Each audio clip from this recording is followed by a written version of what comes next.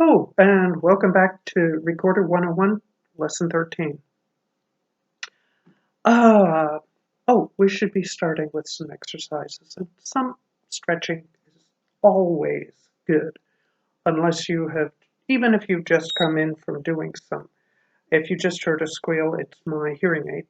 It doesn't like its position, but I'm not going to fiddle with it now. More squealing. Um, Last week, I really asked for some feedback from you regarding how your recorder practice is going and what your challenges are. And I really appreciate the feedback and always appreciate the feedback. So if you let me know, this is always good. So thank you um, for the feedback, especially if it's, you know, if it improves the lessons, makes them more relevant to what you do, this is important. And based on the feedback, I would say that we have the same problems. Time. Where do we find time? And you know that I've been, if you've watched the previous videos, I try to say 15 minutes of practice a day. Finding 15 minutes is not as easy as it sounds. I mean, 15 minutes, I mean, how difficult can it be to find 15 minutes for your recorder? Okay, that is a challenge. It's not fake. I face the same problems myself. One of the things that all of us should do with this is to consider, what could I do to find those 15 minutes? Okay, I just have been thinking, well, I could take my recorder and put it in the bathroom because sometimes, I might sit there for 15 minutes and I sometimes take a book to read. Maybe I should have my recorder to play. Of course, it helps that I've got multiple recorders that I could do, and so that's something I could set it out on the breakfast table. Perhaps not such a great idea because then I might be blowing food particles into the recorder. So these are challenges that we all face, and we all have to figure out how we're going to find the time. And sometimes we just can't. Doesn't matter if we're like I am, I'm home, I'm not really going anywhere. For me, it's usually if I go shopping or walk the dog. It doesn't really matter all that much. But it's an important consideration, especially if we're doing this for fun and we're not, trying to become a professional. If we're trying to become a professional, then yeah, we're going to do more, depending on our energy. I find I absolutely run out of energy. My midday walk with the dog usually has me taking a 2-hour nap after it. It's not like I'm having this humongous, big, long walk with the dog. I'm just walking. Maybe an hour. It might be 30 minutes, but it's like, okay, nap time. Am I getting enough sleep? All of these things. Am I drinking enough liquids? Sometimes yes, sometimes no. Just, it depends. So finding the time is a challenge, and it is going to affect our results. As you saw 2 weeks ago in lesson 11, when I hadn't been able to practice because of my thumb. Okay?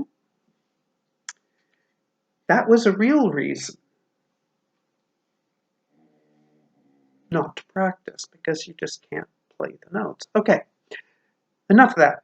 I was going to continue with Les Bouffons today, picking up the tempo to bring it up to dance speed, but I decided no, there's something more important coming up.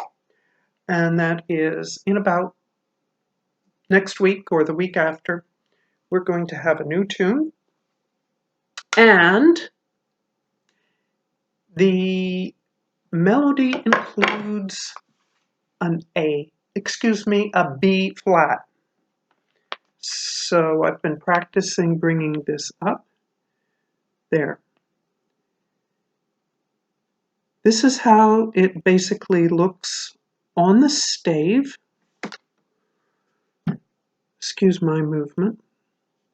That symbol means the flat, and it will affect all the A's that we play, which for our tenor, alto, and soprano recorders is this A and the A that's up here between the next two floating lines.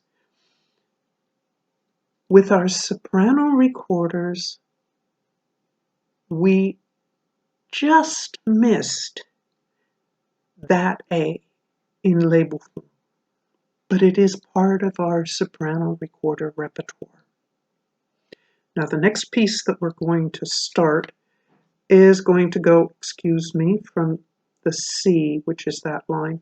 I have put the bass clef here, and the flat shows itself here. That's the B flat and the bass clef, and it will affect that particular A in the bass for the bassette recorder, and that A, which is just below the C. The line there is showing our C, which is available for us on our tenor and soprano recorders. Okay? That's why it's there.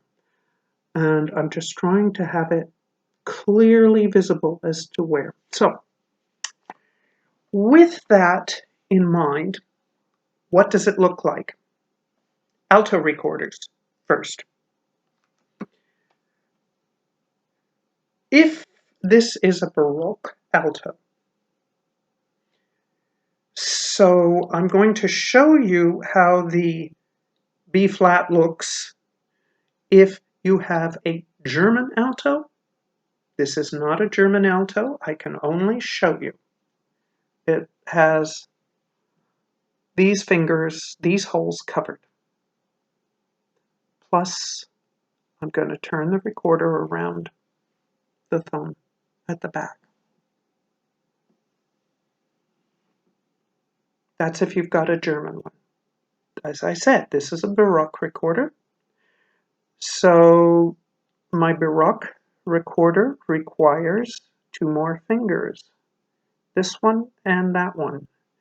And the middle finger is hiding. Okay, on the Baroque alto.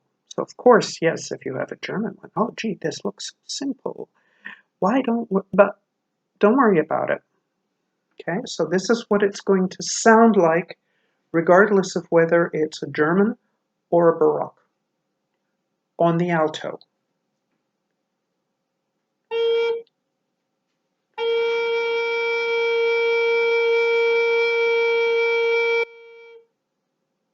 That's what it sounds like. Now, there is no difference between the German recorder and the Baroque recorder for our sopranos. The fingering will be identical, but it will not be what we have for the alto. And it will sound a full octave higher. So what have we got? The usual fingering for the soprano recorder, this is my Baroque recorder, includes the thumb, this, not that, let me get that out of the way, and this.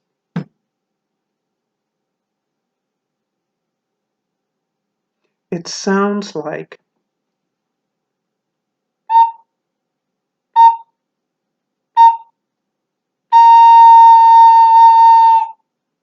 That's what it sounds like.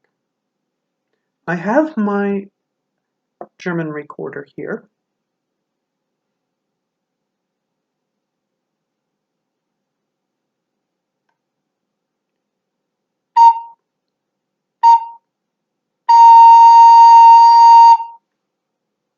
So you can hear it sounds the same.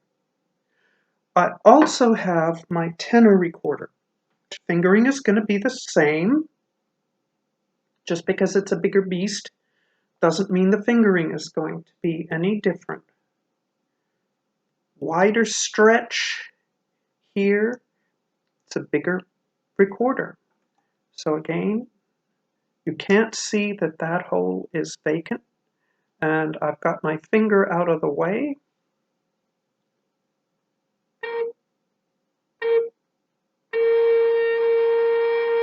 And that's going to be the same pitch as our alto when we're doing our alto.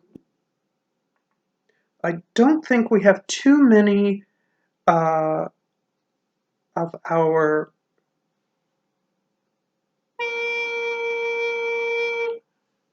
tenor recorder players here. I think we've got I know we've got altos and I know we have sopranos.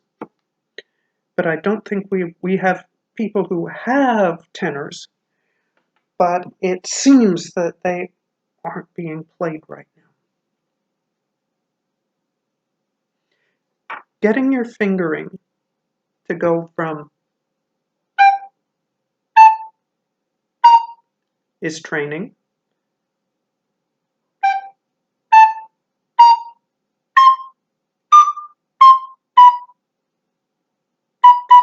That's the B. That's the normal B.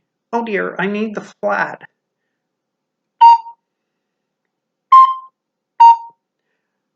The challenge here is getting your fingering.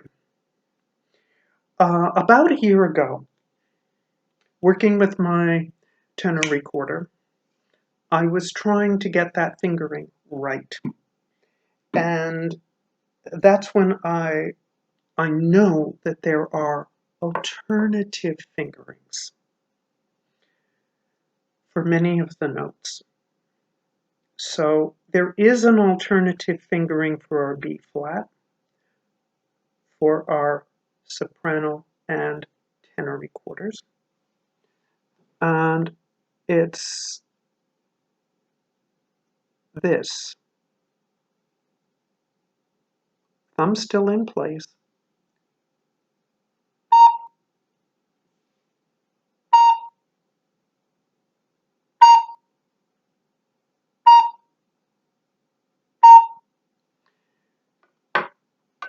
Works the same on the Baroque recorder.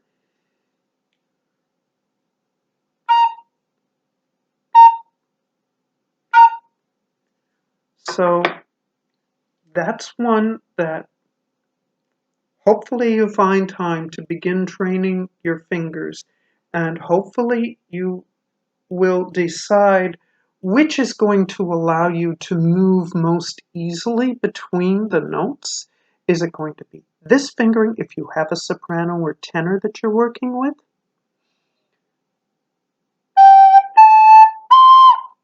And you have to be careful that you train the fingers correctly.